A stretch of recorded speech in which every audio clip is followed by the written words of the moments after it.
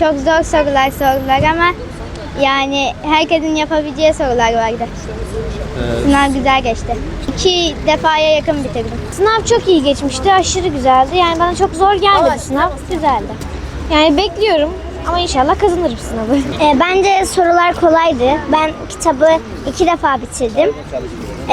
Bana kolay geldi sorular. Eğer yanlışlarım çok yoksa hediye bekliyorum. Ben 2 defa bitirdim. 3 defa bitirmeyi planlıyordum ama nasip olmadı. Ben geçen sene de katılmıştım. Aslında ödül almak için değil de Peygamber Efendimiz sallallahu aleyhi ve sellemin hayatını öğrenmek için bu sınava girdim. Kolaydı, çok iyiydi, çok iyi geçti. Ve hediye bekliyorum, tavsiye ediyorum kitabı okumayı. İyi geçti, kolaydı.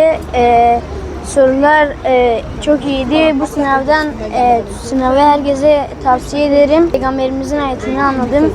Çok iyiydi, çok güzeldi. Çok heyecanlı sorular da vardı. 1,5 defa sorularını yine okudum çünkü sonları biraz zordu. Çok iyi çalıştım evde. Peygamberimizin hayatını alabildim. Herkese tavsiye ederim. Hem peygamberimizin hayatını da öğrenmiş olurum.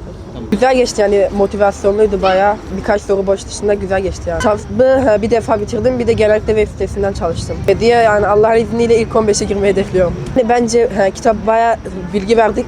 Tarafımca sınavın da her sene yapılmasını bence isterim. Yani güzel bir aktivite her sene. Biraz zordu ama iyi geçti. Kitabı 2-3 defa bitirdim. Özetini de çıkarttım. Evet, birinci olmayı çok istiyorum. Umarım bilgisayar benim olur. Evet, bence çok güzel bir kitaptı. Peygamberimin hayatını öğrendim. Yani kazanmasam da çok da üzülmem. Çünkü peygamberimin hayatını öğrenmiş oldum. Sınav güzel geçti. Genel olarak çoğu sorumu doğru bekliyorum ama bazı sorular çok zordu. Bazı sorular normal, bazıları da kolaydı. Kitabı okurken İslam'ın nasıl bu zamanlara getirildiğini, Peygamberimizin hayatını öğrenmiş oldum. Ortaydı, çok güzel geçti ama bana göre kolay geldi. Bitirdim, sonra da internetten yardım aldım. Peygamber hayatını öğrendim. Bir de çok Allah'ın nimetlerini öğrendim kitaptan. Çok iyiydi. Şimdi kategorilere göre zorlukları değişiyor ama kolaydı aslında, güzeldi.